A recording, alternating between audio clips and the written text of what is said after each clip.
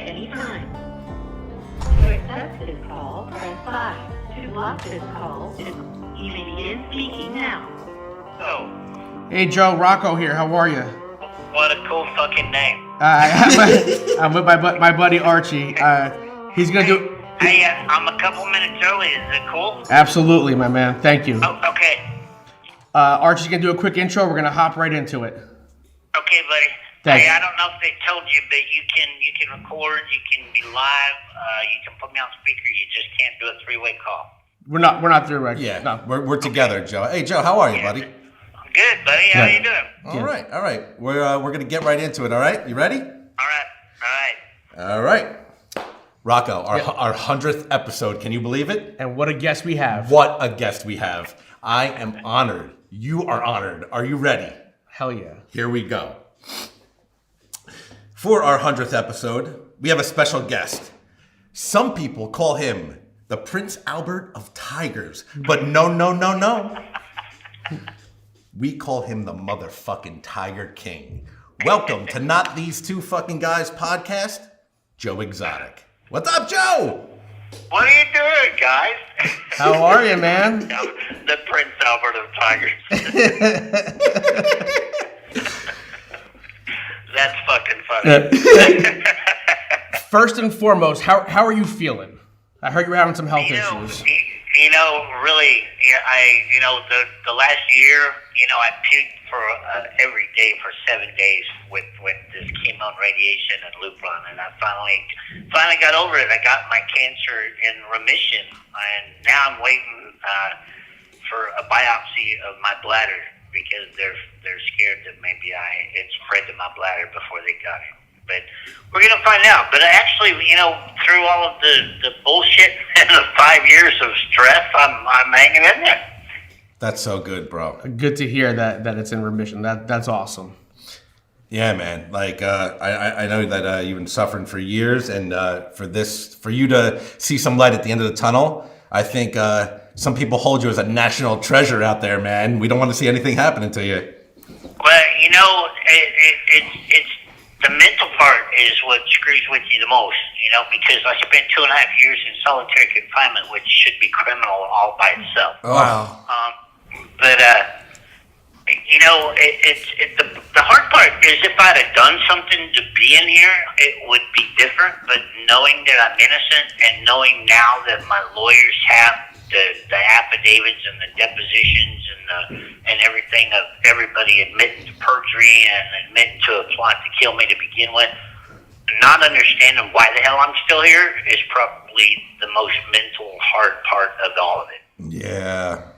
That's gotta be. You have to be. Obviously, you're a mentally tough person.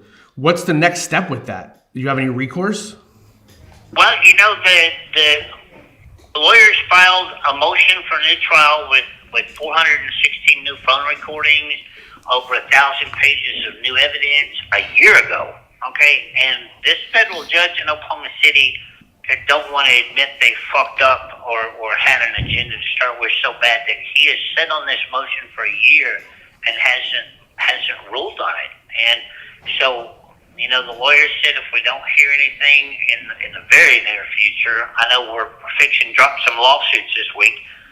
If that doesn't move this along, then we're going to have to file some more motions and for a status conference or something to push him along. But I'm running for office, and Oh yeah. I do probably 2 interviews a day. I just did one with Fox this morning, and now that President Biden has officially thrown his hat back in the ring to run again, and I'm running as a Democrat, I'm calling him out. It's time to debate me head on. Wow. So he promised prison and justice reform on his last campaign, and he has yet to fulfill any promises or do anything.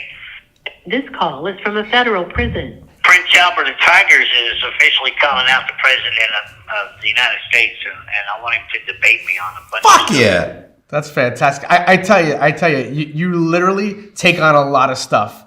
You're battling cancer, you're battling for your freedom, and now declaring your presidency for the United States of America in 2024. That's pretty fantastic. Well, it's just fighting for what's right in this country.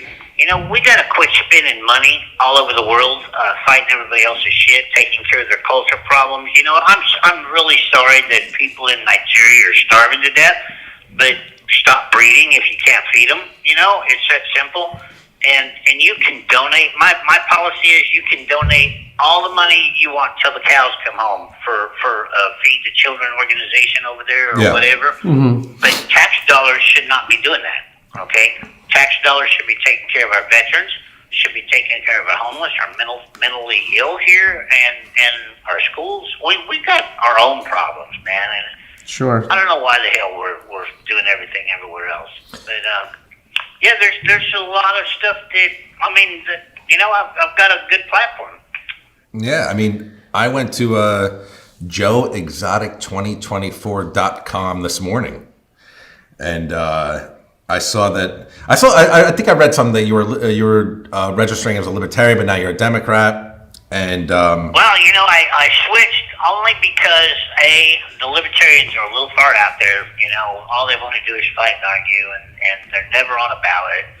And I've got some libertarian views, but I don't think everybody should have a grenade and a rocket launcher like they, you know. And then I've got some Democrat views, which I think that you should have the right to have an abortion or do whatever the hell you want with your own body. Because the minute you let the government tell you what to do with your own body, you no longer even own yourself. Yeah. And then I agree with the Republicans that you have the right to bear arms as long as it's within reason. You know. Yeah. So I switched only for the sole purpose of being able to have access to the ballot easier, and because I want to debate the current president. Oh, that would be some must-see TV. You and Joe Biden on a debate prime time. How the fuck do we not get a camera in jail? Put us in the octagon ring and let us go at it. There you go. You definitely win that one.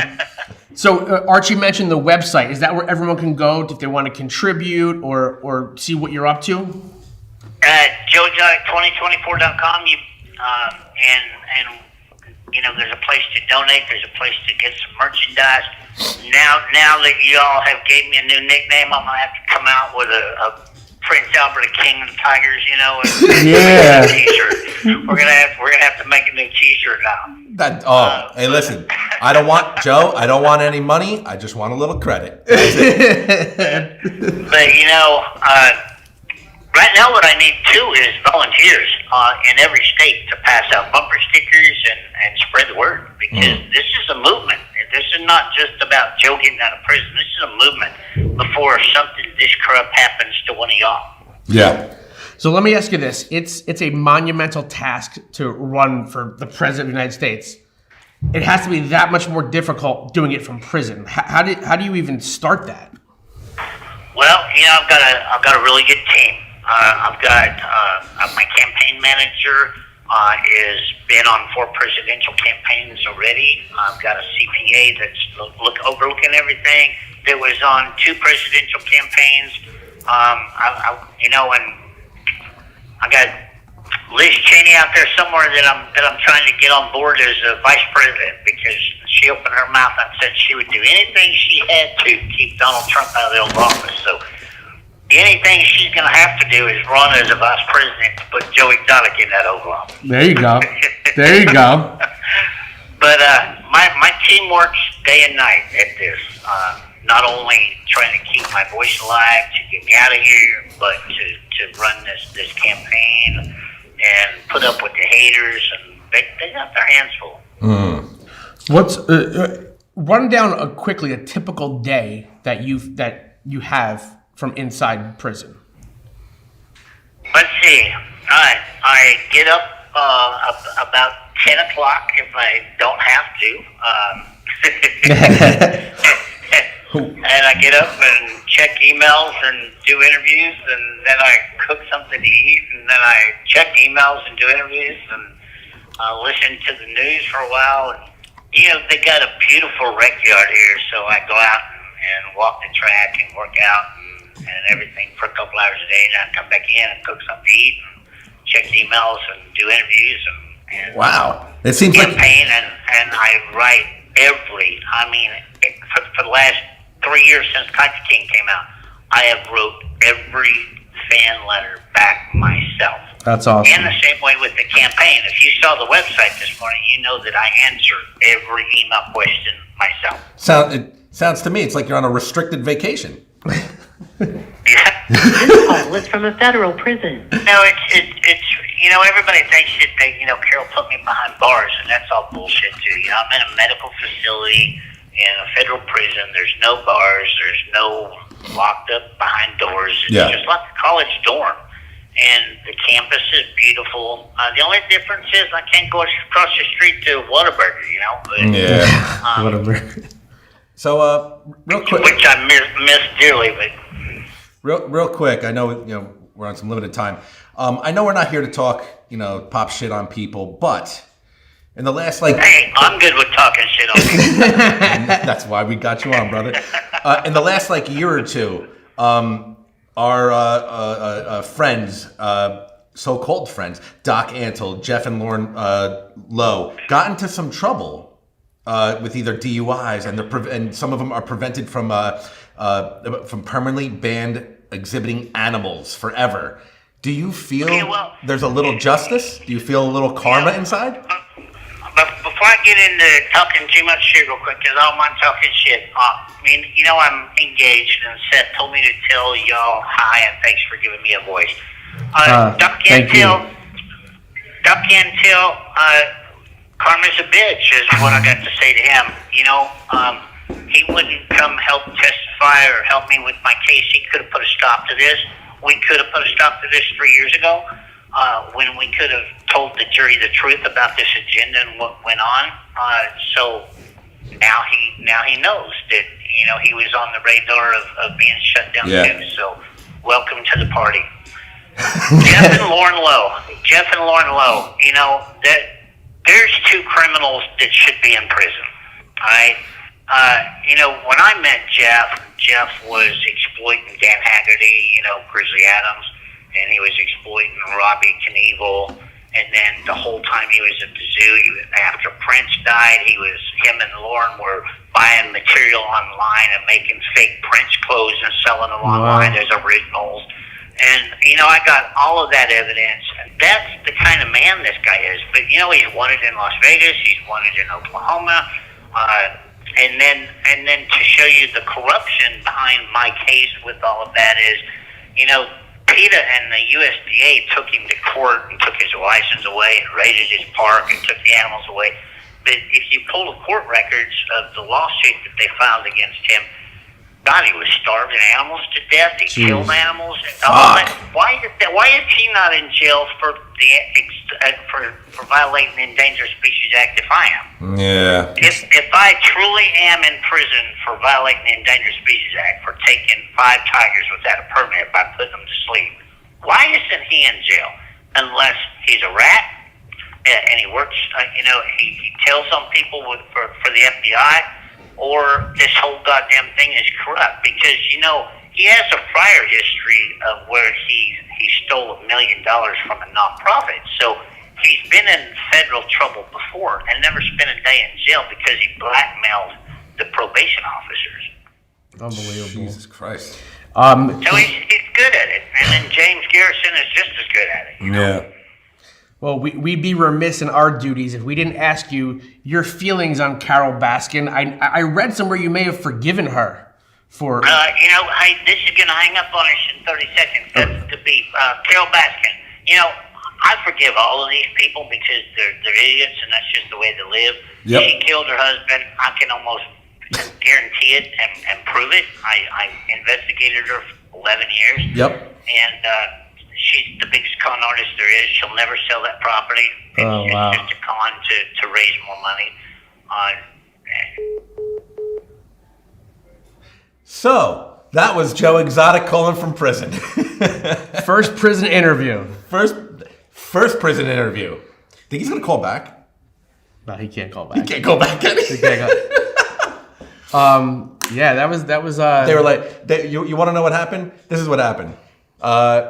She killed her husband. The guy in the fucking line was like, boop, in the fucking jail. He was like, yeah, fuck this call. Boop. We didn't get him to say, guess what, motherfucker? That's all right, man. That was the line of the pandemic. Like every day, like, I heard it once, and every day you'd walk into work. Guess what, motherfucker? But during the pandemic, when that came out, was that not what everyone was fucking talking about? Everyone. Talk about the right show at the right time with a captive audience. And if he only fucking stayed out of jail. I feel like he's gonna get out. He fucking might. Stranger things have happened, my friend. He is a character. Listen, regardless of what you think of Joe Exotic, he's a character. He is a character. I mean, first interview from prison for a 100th episode, I say, is a win-win. Not too bad. Not too bad. Rock, with that being said, my friend, what do you have to say to the people? If you just heard us talking to Joe Exotic, it don't matter if you're neurotic, psychotic, you're sipping on hypnotic, or feeling melodic, because you just listen to Not These Two Fucking Guys podcast. We out.